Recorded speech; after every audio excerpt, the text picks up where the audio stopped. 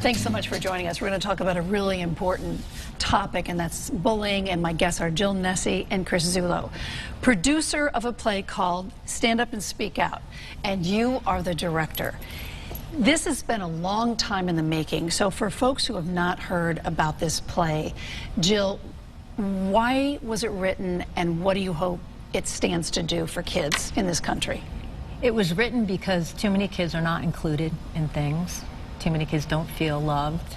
They feel left out of things, and it's got to stop. People have to start including each other and not bully each other and not be mean to each other. And how did you grab Chris to direct this? So one of the girls that was in my production, her mom is partners with Chris in Spotlight Stage Company. Oh, okay. So we formed a partnership to bring it all together. So the play is, Chris, tell me, the play is made up of students. Yes. From what age to what age? So it's the high school age that the students our actors are playing. And we have, we have a principal that's in the show, we have some of the students' parents that are in the show, so the show starts to kind of touch on where do bullies come from, where is the behavior learned from, and mistakes that some of these kids might make that are kind of life-altering or unfortunately life-ending, which is, we're trying to cover a lot of subject matter in a very condensed version of what Jill's larger production is, so that we can bring it to all of these middle schools. And it's a musical. It's a musical. And how many times has it been performed already, including the United Nations? We performed at the Iverton Playhouse, was our debut. We performed at the Katharine Hepburn Cultural Arts Center. A part of our cast has performed at the United Nations, the United Nations Women for Peace Association. We've performed for Yale, the state capitol, performed for the state summit that they had on kindness, leading with kindness. And the endeavor is to have this play in every high school in the United States and beyond. Every middle school. Every middle school, I'm sorry. Performed by high school kids. By high school kids. Yeah. Do you have trouble finding people being in this, or like, no, let me be in this because it's going to send a message to kids? And you're constantly casting. It depends. So initially, we had so much interest from around the country. People were submitting for this just because of the content, not realizing that we do perform during the school day as an assembly, so people will have to take time off of work or they'll have to get out of school, which a lot of our cast has already done. They've cleared it with their administrators as soon as they find out what the show is and what the content is and the message that we're trying to get across. It's like, all right, go ahead. This is a message that has to go through all of these schools, and especially with high schoolers performing it, for middle schoolers, it's almost like a retroactive message, so that, you know, these high schoolers that I know that some of our cast members have gone through this, and they're on the other side of it, so it's probably a little bit cathartic. Oh, I would imagine. We posted it on a website, and the next day I had 233 submissions from California, Pennsylvania, Massachusetts, all over the country, with letters saying, thank you for doing this. As a songwriter, the songs that go into this play, was that hard for you to write, or did it come pretty easily? It came pretty easily, unfortunately. And why? Because, well, I have right now she's a junior in high school, but at the time she was in 7th grade, and she wasn't severely bullied, but kids were being mean to her. And just the feeling I got as a parent, not knowing what to do, what to say to her, who to approach, and we want to teach kids that there are people that you can go to. You're not alone. This is a safe place for you to be and to express yourself. And the hope is to get it to Broadway, right? Well, the hope is to get it to be a national tour in every community. And yeah, Broadway would be awesome. But well, let's just say it's going to go to Broadway. Yeah. All right, so the state is involved in this, and they're supporting it. So let's watch this video about how important Stand Up and Speak Out is. Hi, I'm Steve Hernandez. I'm the Executive Director of the Legislature's Commission on Women, Children, and Seniors. Platt High School and the City of Meriden have been one of our partners from the very beginning in showing how it is that this initiative can really take hold in a school district. How, with the involvement of the right leaders and the involvement of school counselors and school psychologists, the music department, and the kids themselves, you can really start making a difference in how kids access not only the arts, but each other. People are always like, oh, don't bully, but it's not something that gets heavily addressed anymore. Bringing the show here and talking about it again helped them reassure that this is still a thing and you have to be cautious about what you say. A lot of people definitely talked with me about it afterwards and showed that we did something that was meaningful to them. Well, I'll tell you, one of the things that is so powerful about this work is that people get it. People get that the arts is a throughway, an entry point for empathy and connection. A lot of the songs are from the perspective of being bullied. The showcase actually involves relatable people. You can actually relate to it, and you can feel the pain, feel the suffering that other people are feeling. It was a lot different than what I was expecting, but in a good way. I learned a lot about myself, and I learned a lot about what it means to really put yourself out there to be the bigger person. It's also a receiving end. If you are getting bullied, you have to speak out. You have to tell someone about it, because then no one's going to know. My name is Scarlett Lewis, and I'm the president of the Jessie Lewis Choose Love movement.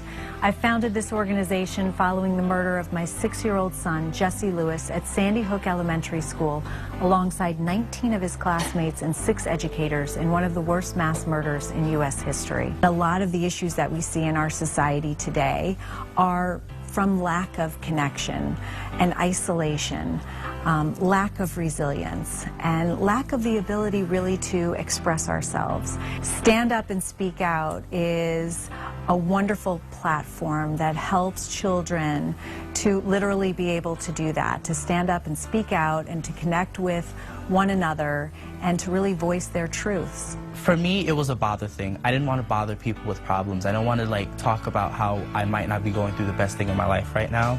So I would bottle everything. And bottling everything doesn't help. You just have to step up and say something. You put on the bigger shoes and you walk up and you set that example, and then hopefully everyone will follow you. Almost everyone at least once feels vulnerable at one point or another. So you're never alone. One of the opportunities that we've really been able to experience through this production and the showcase and the music of Jill Nessie is that we're hoping that the state of Connecticut can lead really in the country in this work. We have come in through 2 different avenues: the expressive avenue of stagecraft, the expressive avenue of musical craft, and also the connective value of having adults and young people working together toward making a better environment in their schools. Stand up and speak out. Stand up and speak out.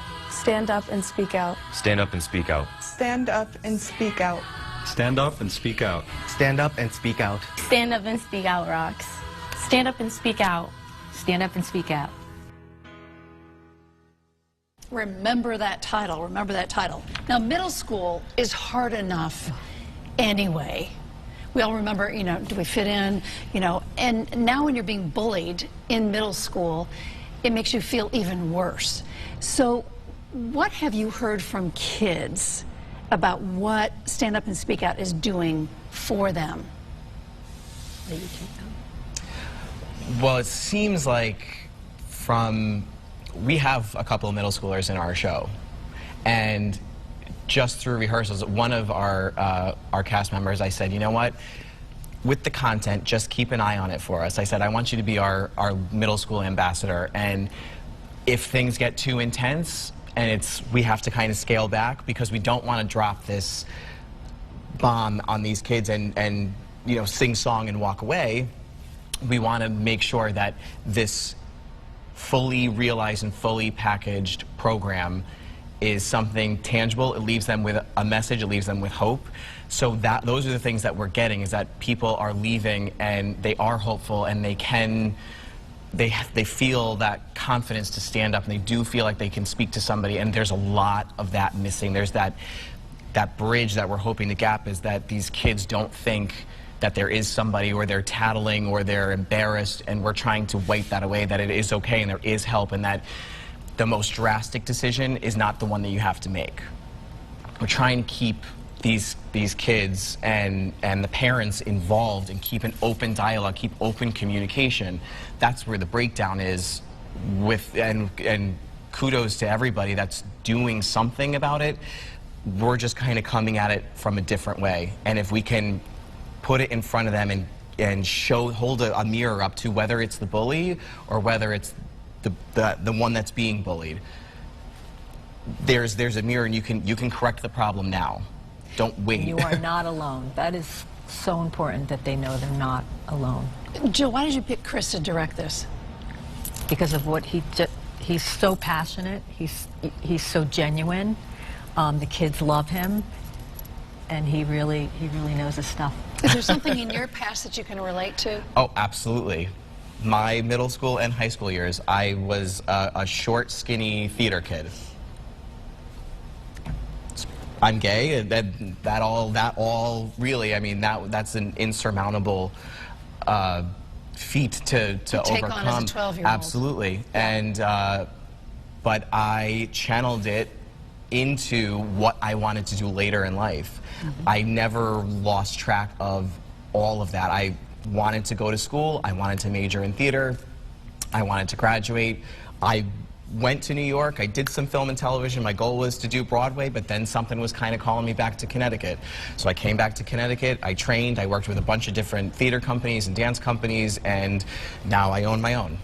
We're so glad to have you back. We need young people in the state of Connecticut to stay here and to make a difference, which is what you're doing.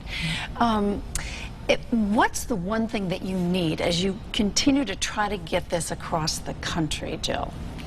Well, we're doing the program for free in every middle school in Connecticut. We want to give back, and we want to make sure that everyone sees this. So we are looking for sponsorship.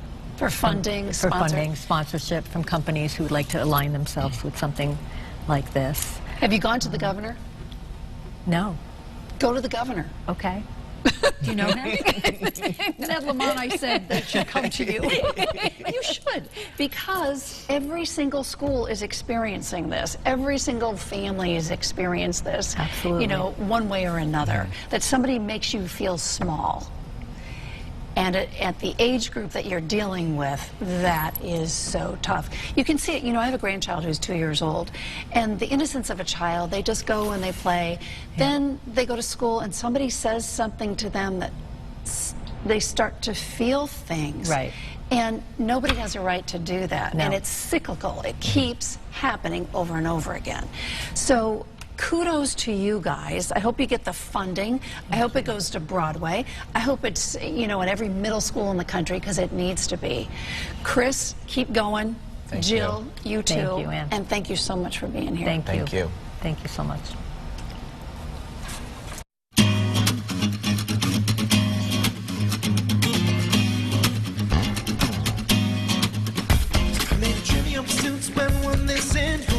Spend all night kissing and if Walter's right here, then who else is missing? Got a little sidetracked if I'm so wishing to find the keys to the door, but it's also a metaphor. Need to keep locked in the grocery store, but mine just the same time. Skip right ahead to the nice ride.